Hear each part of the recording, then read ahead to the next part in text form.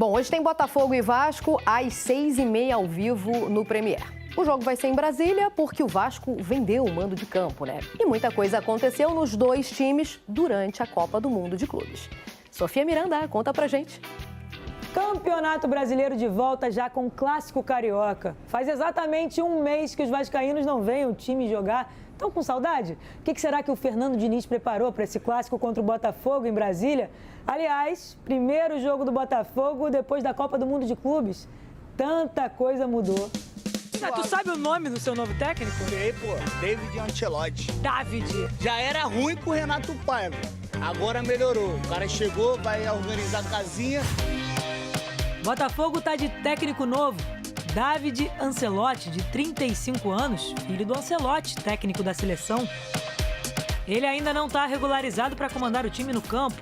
Então, o interino Cláudio Caçapa vai assumir essa missão hoje. E os torcedores vão tentando superar a saída do Igor Jesus, que foi para o Nottingham Forest, da Inglaterra. O zagueiro Jair foi para o mesmo time. Os que chegaram para a Copa do Mundo de Clubes vão ganhando espaço. O meio-campo Montoro, o atacante Joaquim Correa, o zagueiro Caio Fernando. Os vascaínos estão confiantes no trabalho do técnico Fernando Diniz e nesse tempo que ele teve de treinamento. O Vasco vai evoluir nesse segundo turno aí, tanto no Brasileiro quanto nas competições aí de mata-mata. Acredito que a gente vai colher os frutos dessa parada. A gente soube aproveitar muito bem. O trabalho foi muito intenso, foi muito forte, com adesão 100% de todo mundo. As notícias boas para os vascaínos foram as renovações de contratos do Felipe Coutinho e do Léo Jardim. O meio-campo renovou até o meio do ano que vem e o goleiro até 2030. Hoje tem novidades na lista de relacionados, no plural. O atacante David e o meio-campo Estrela, que passaram por um processo longo de recuperação de lesões graves. Mais opções para o Diniz no Brasileirão. E já volta com esse clássico carioca, Vasco e Botafogo. É só a 13ª rodada. Tem muito pela frente. Troca de passes, tá legal? Vamos falar então sobre Botafogo e Vasco, né? Clássico desse final de semana também. Esse jogo vai acontecer lá na cidade de Brasília. O Botafogo ainda não terá o seu novo técnico, né? O David Ancelotti, que é o filho do Carleto Ancelotti, estava na comissão técnica da seleção brasileira, né? Era um dos auxiliares do pai e por causa de documentação e tal, o David Ancelotti não poderá estar comandando o time de dentro do campo. O Juliano Lima traz as informações pra gente. Fala, Juliano. Fala pessoal, tudo bem? Botafogo anunciou oficialmente a saída do zagueiro Jair, que foi para o Nottingham Forest da Inglaterra.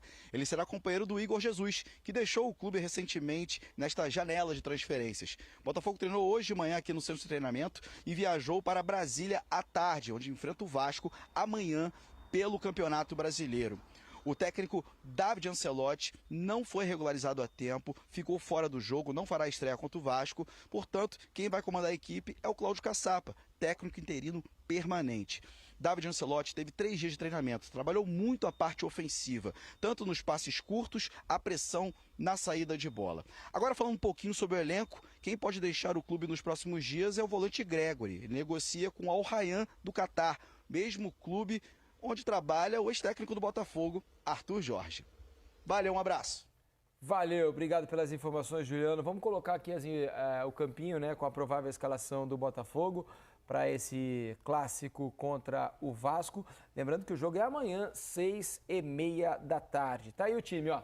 John no gol, Vitinho, Caio, Barbosa e Alex Telles na lateral esquerda. Meio campo com Gregory e Marlon Freitas, além do Savarino. Arthur na direita, aí a dúvida entre o Correa e o Santi Rodrigues, né, do lado esquerdo, e o Arthur Cabral no lugar do Igor Jesus.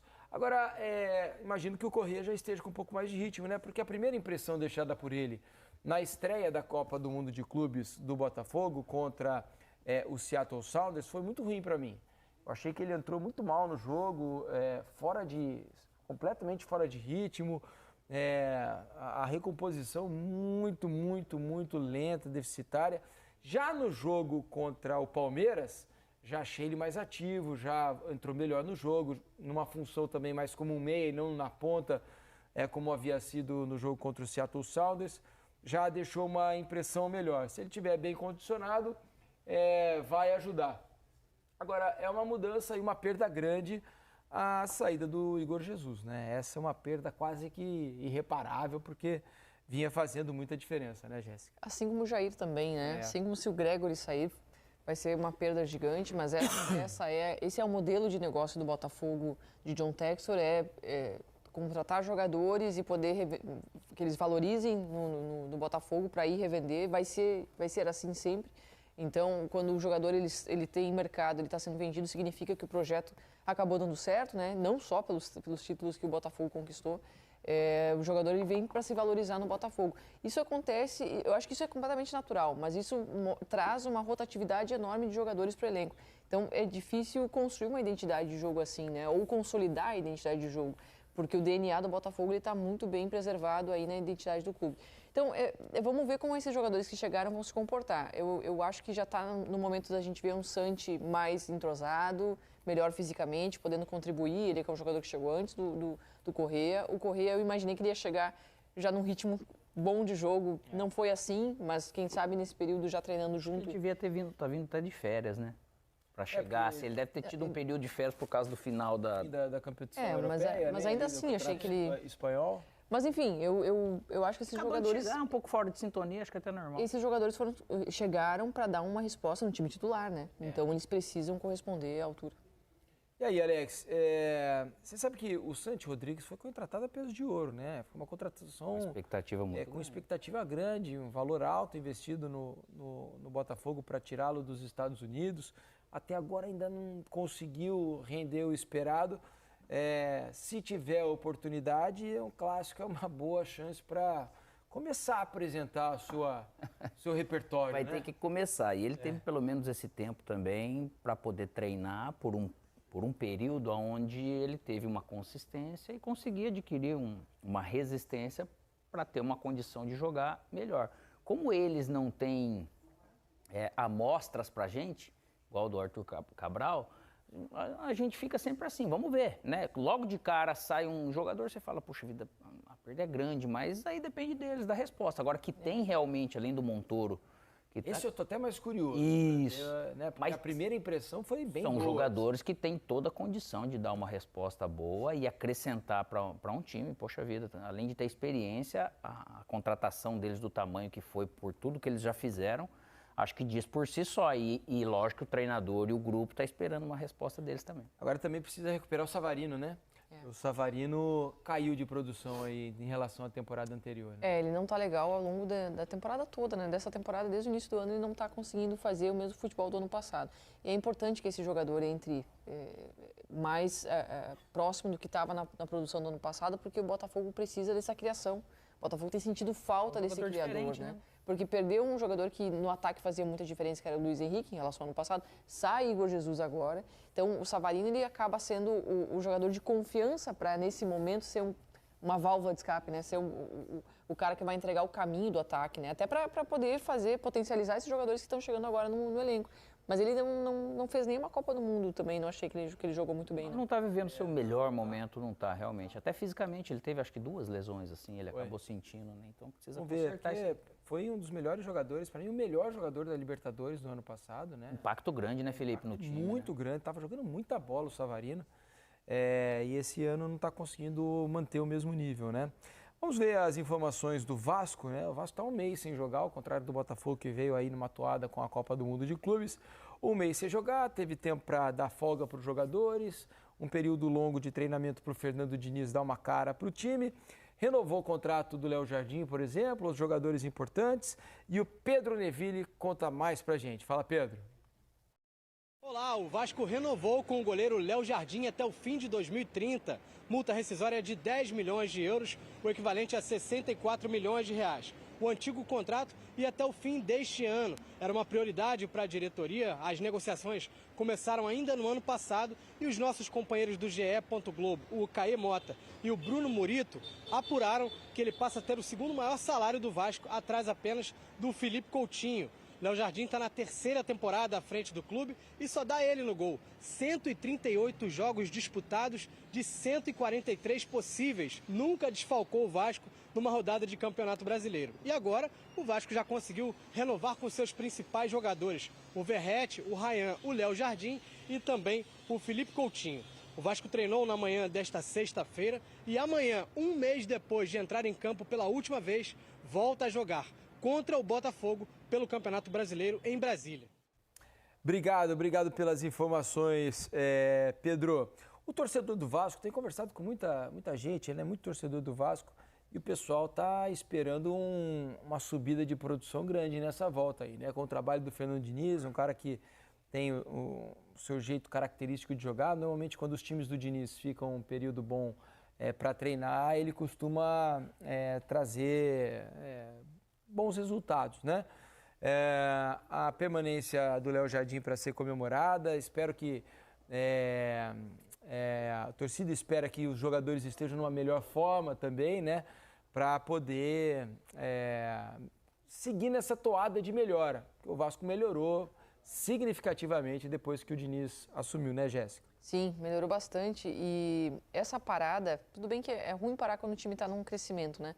Mas o Vasco precisava de um respiro também, né? Fisicamente, é um time que se desgasta muito ao longo dos jogos para fazer o jogo que o Diniz faz, não só por conta disso, também porque eu percebo que falta para o Vasco banco de reservas, né? Para poder rodar um pouco mais a equipe, para poder contar com jogadores que correspondam no mesmo nível dos titulares. Então é difícil, você acaba exigindo demais dos mesmos jogadores quase em toda a rodada, embora o Fernando Diniz consiga coordenar muito bem o elenco que ele tem, né? Onde ele passa, ele conta com todos os jogadores, ele faz questão de dizer isso. Mas eu imagino ver um crescimento também, porque o Diniz é um treinador que, quando ele tem tempo para trabalhar o seu grupo, tempo para treinar, para colocar em prática com seus atletas, executar e repetir, o time tende a crescer demais. E só o que ele conseguiu já extrair do Vasco, com o campeonato andando, na correria toda, na pressão que o Vasco estava quando ele assume, já é incrível, né? É digno de um treinador muito grande. Eu espero, assim, de verdade, que o Vasco tenha condições na janela de contratar e dar mais nomes, colocar mais nomes à disposição do Fernando Diniz para a sequência do campeonato. Se o Fernando tiver mais elenco, o Vasco pode almejar coisas maiores aí ao longo do ano. Que notícia boa para a torcida do Vasco, Alex? Olha só, a gente está falando de reforços, né, de gente que pode melhorar o elenco. Tem 2 caras que estão relacionados para esse jogo pela primeira vez que entram nesse papo, que são o Estrela e o David.